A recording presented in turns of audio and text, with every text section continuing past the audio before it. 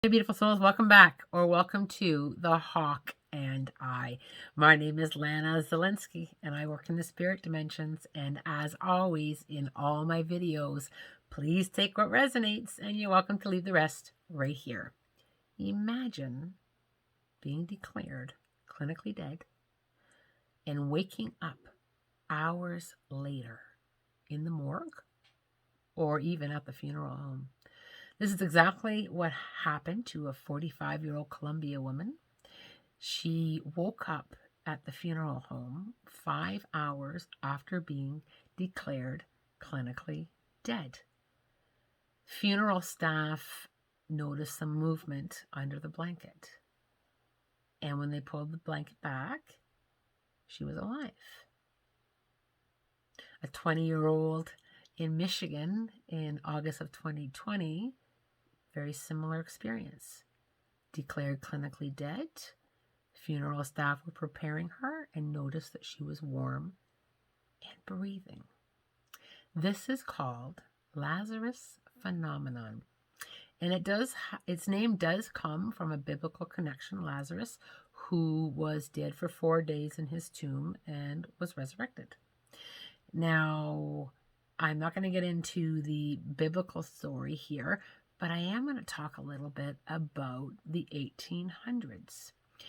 During a period in the 1800s, people were afraid of being buried alive, about not being truly dead, about there being an error in that diagnosis of being dead. Now, coffins in a brief period of history were equipped with emergency bells and flagpole strings that if you woke up in your coffin, you could ring the bell or pull the flagpole and people above would know that, hey, I'm not dead in here. These coffins were also equipped with emergency breathing tubes, just in case we were wrong and that you're not dead. Now, with Lazarus phenomenon, is it possible that medical personnel have made a mistake? Is it possible that perhaps medical equipment didn't pick up a heartbeat? Is it possible after being declared dead that perhaps the heart started beating again?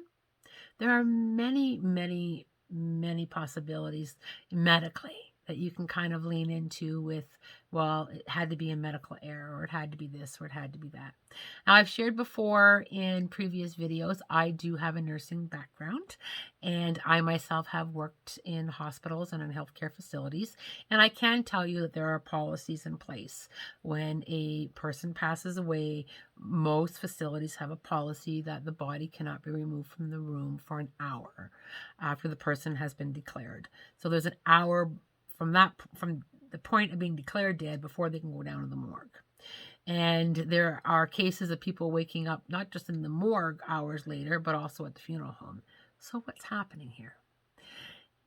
Is there a spiritual reason? I think so. I've also shared in previous videos my own experiences with dying, not once, but twice.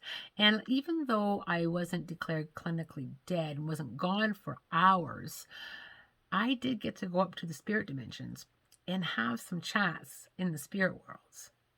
And you're welcome to go back and check out those videos. So is it possible that these stories, these documented cases of Lazarus phenomenon, is it possible that those souls went up to the spirit dimensions, had a chit chat, did some negotiating, perhaps the journey wasn't over? Were there agreements made that they got to come back? There's no time in the spirit dimensions. It doesn't exist. So just because somebody may have been dead for several hours here, several hours in the spirit dimensions don't really exist. There's no time. So the spirit dimensions don't really, I don't want to say know or understand time, but it just doesn't exist.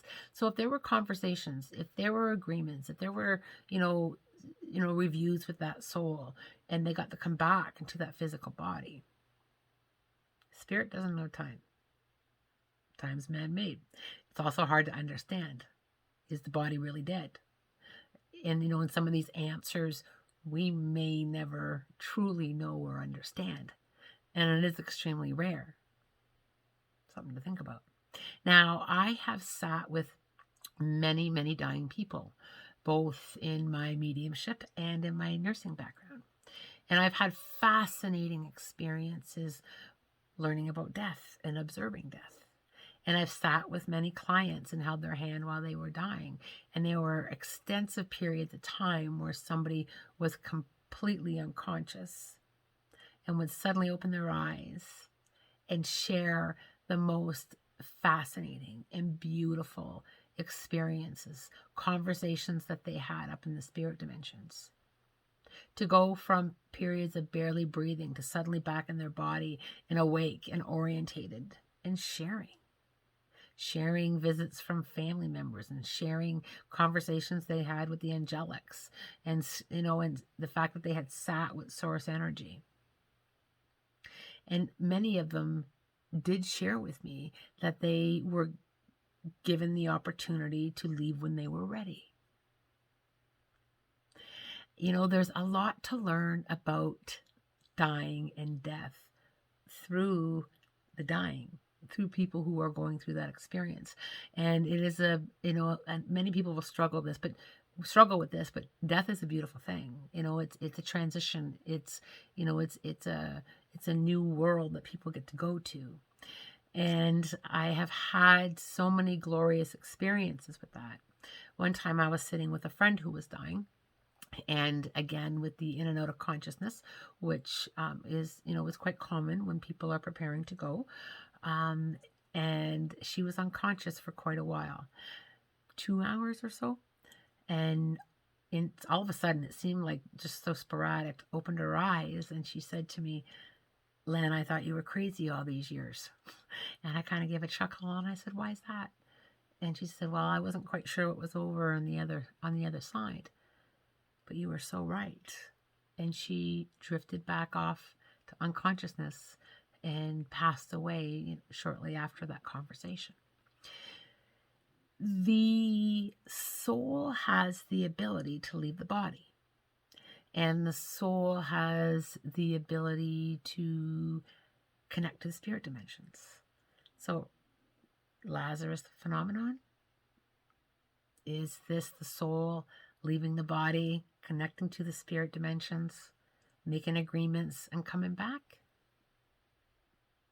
I lean in on that a little bit. I truly do lean in on that a little bit. Are there documented cases where it's medical error? I'm sure there is. But there are things that are unknown to us, and there are things that open mind, open heart, and just simply feeling into that. Something to think about, and I can tell you through my own experiences, I lean really hard on that possibility. I truly do. I do hope that this video has given you something to think about. Perhaps you've had your own experiences very, very similar to what I've talked about today. And I am always wishing you love, light, blessings, and a spirit-guided day.